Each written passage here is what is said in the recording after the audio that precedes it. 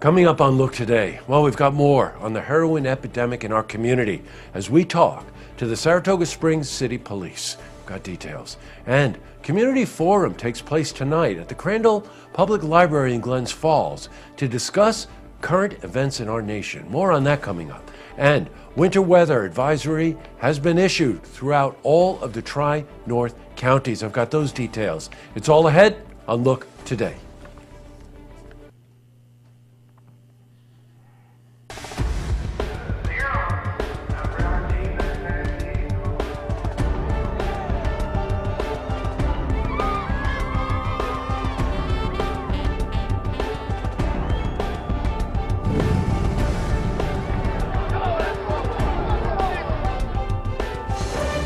Welcome everyone, I'm Jay Hood Jackson and this is Look Today. Well, in tonight's program, I sit down with Tamara Flanders. She's the administrative director of the annual Flurry Festival, and she's here to discuss this exciting event that features all different kinds of dance and performances. It's coming up in Saratoga. I also sit down with Lieutenant Robert Gilson. He's from the Saratoga Springs Police Investigation Division, and he's here to give us the police force perspective on the heroin epidemic in our community. Plus, we've got your weather for the Tri-North counties. But first, these headline stories. Well, in our lead story, we have more on the heroin epidemic that's affecting our communities. We feel it's important to open up a dialogue between members of the community to raise awareness on this issue. However, awareness is only the first step, as you're going to find out. You have to be proactive to combat the issue, and it's essential. The Saratoga Springs City Police Department is one major piece of this puzzle in the struggle against this epidemic. Well, we spoke to Lieutenant Robert Gilson of the Investigations Division, the Saratoga City Police. To say it's an everyday thing happening on the streets here in Saratoga, that would be unfair, but it's something that's in our heads every day because we see it, we see the fallout from it, we hear about it from different sources, so it's not going away anytime soon. Wow. We also spoke to him about how visible the issue is in our community. Not that many, just a few months ago, we sent out just a public safety announcement in reference to needles that were being found in some public places, whether in convenience stores, bus stops, whatever it may be. So is it still there? Yes. Is it as prevalent right now? It's hard to say. We still get the reports about found needles, some paraphernalia that may be found behind a dumpster, things like that. And we're also encountering it on the street. So even though with the foul weather upon us, it's still out there. It's just behind closed doors now, not so much outside, but it's still out there. Now, I sit down with the lieutenant later on in this program for a more in-depth discussion. All right, in other news, I don't need to tell you this, but a weather advisory has been issued all along the northeastern U.S. Now, our area is expected to get anywhere from 6 inches to over a foot of snow. And the roads are treacherous. They've been that way all day long, so please drive carefully. The storm is expected, however, to end later on tonight. Well, let's see how the rest of the week is shaping up. For a more detailed look at our weather, let's head to the Glens Falls Weather Center for a look at your forecast. Thank you, Jesse, and thank everyone for joining us here for our first look at the forecast. And as we continue on through the overnight hours of tonight, high pressure doing its best to work back in, but the cold air is also moving in the slot between the high pressure.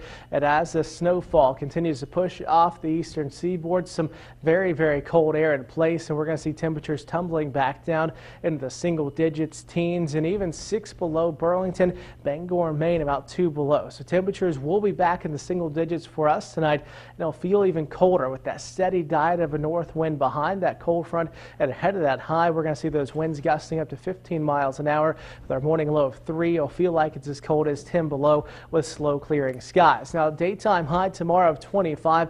We'll see the sunshine back in play, but it'll still be a very chilly day throughout the daytime hours, especially by the early morning. We're going to bundle back up. Morning lows about 3 to 6 degrees as we get back out to work or school for the morning hours, and we're going to continue to see those wind chills back down as cold as 5 to 10 below. Over the next few days, we'll start to see temperatures recovering somewhat, so another chilly start to our Saturday, a morning low of about 10 degrees, and then temperatures come up near 40 on Sunday.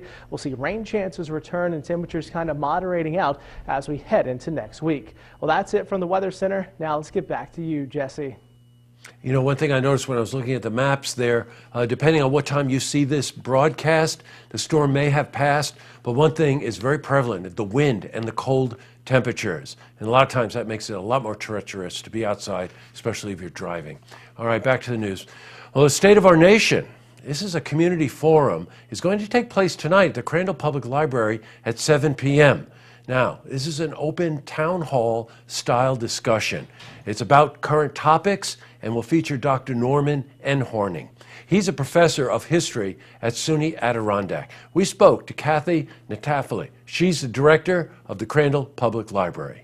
It's open for anybody. It's nonpartisan. We just want to start a dialogue because we feel strongly that there isn't a lot of communication between parties right now.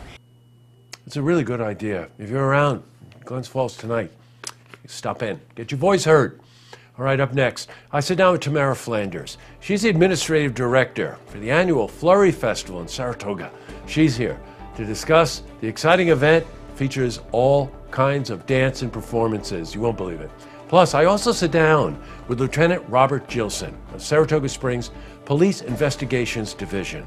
And he's here to give us the police force perspective on the heroin epidemic in our community. It's a really good interview. But first, if you see news happening, you want to share a story idea, how about join us for an interview? Then give us a call on the hotline. The number is 798-8000. Well, that's all the time we have for this edition of Look Today. It was a crazy day around here, so I really don't have many lookouts, but I do want to cycle back on a couple of things. Be very careful out there. The weather is going to get very cold, and even if the storm has passed, the wind and the cold is going to make for pretty treacherous conditions out there, so be careful. And again, the community forum in Glens Falls is a very interesting idea. It's an opportunity in a town hall setting for people in the community to come in and just talk about what's going on in the nation. And last but not least, please, that interview that I did with Lieutenant Gilson, it's on our website. You know anybody that you feel might benefit from seeing that interview, or call a police department at 584-TIPS, then please do so. All right, everybody, be careful out there. Tonight on Look TV, it's sold. That's our call-in auction program. Great estate jewelry and coins. And don't forget, tune in tomorrow night for the stories that matter to you. Good night, everyone.